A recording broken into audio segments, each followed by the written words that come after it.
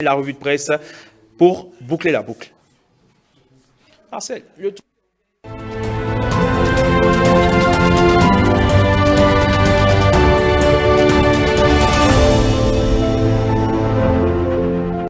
Que retenir à présent de l'actualité telle que relayée par les canards, par les sites d'information également? C'est la revue de presse que nous propose Marcel Arrossi, qu'on va retrouver tout de suite. Et maintenant, il était avec nous en première heure pour la une des journaux. Il revient cette fois-ci pour la revue de presse. Marcel, à la une de l'actualité nationale, la composition des commissions permanentes devra attendre encore. La plénière est reportée à demain selon le matinal et bien d'autres quotidiens. La constitution des commissions permanentes et groupes parlementaires n'a pu aboutir hier mardi 14 février 2023. Selon les 4 vérités, ce sont les partis de la mouvance présidentielle qui ont poussé le président de l'Assemblée nationale à reporter la séance. Après plusieurs tractations en leur sein, les travaux ont repris à 15h45 dans la journée d'hier, indique le matinal qui raconte un peu le film du report. Aussitôt les travaux débutés, le premier vice-président de la 9e législature, Barthélémy Cassa, aurait annoncé au président Louis Lavonou que le bloc républicain n'est pas totalement prêt pour fournir les noms de ses représentants aux différents postes à pouvoir. Il a donc exhorté le président à ajourner la séance afin de donner aux députés une marge de manœuvre sécuritaire et consensuelle pour la composition des commissions et l'élection de leur président. Pareil pour le député Akenatonde qui a fait le même plaidoyer que son prédécesseur, après quoi le président de l'Assemblée nationale a accordé son avis motivé et reporté la séance. Louis Lavonou sera-t-il le président de tous ou d'un camp? Va-t-il développer des réflexes de président soucieux du respect et de la pluralité, ou va-t-il s'embourber dans les automatismes développés quand il était le président d'un parlement monocolore? Matin Libre tente de répondre à ses propres interrogations. C'est à l'aune de sa gestion de la diversité tout au long des 3 ans à venir qu'il sera jugé, affirme le journal. Sa classe politique peut toujours lui dresser les lauriers selon qu'il prive la minorité de parole ou qu'il se mette en défenseur du pouvoir. Mais l'opinion publique le jugera par rapport à son management, sa dextérité dans la conduite des débats et selon qu'il distribue la parole de façon équitable à toutes les sensibilités politiques qui composent la 9e législature, conclut Matin Libre. Et des risques de turbulence au sein de la mouvance, c'est une interrogation.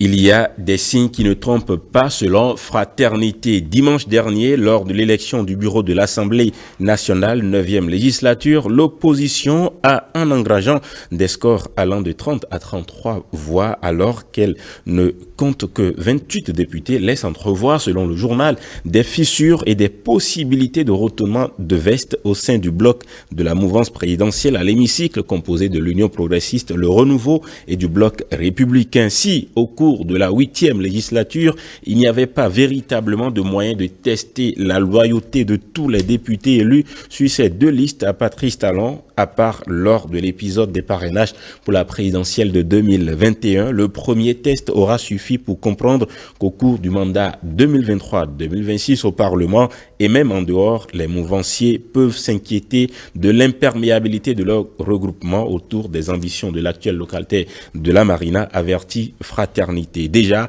qu'avec le bureau mis en place et dans les prochains jours, les 5 présidents des commissions parlementaires élus, il y aura certainement des déceptions de députés qui espéraient des privilèges avec l'appui du président Talon, mais qui en seront privés. Il est clair qu'on assistera lentement, mais sûrement à un bémol dans leur soutien, surtout que depuis 2016, une entrée dans le gouvernement Talon est chose plutôt rare. Fraternité.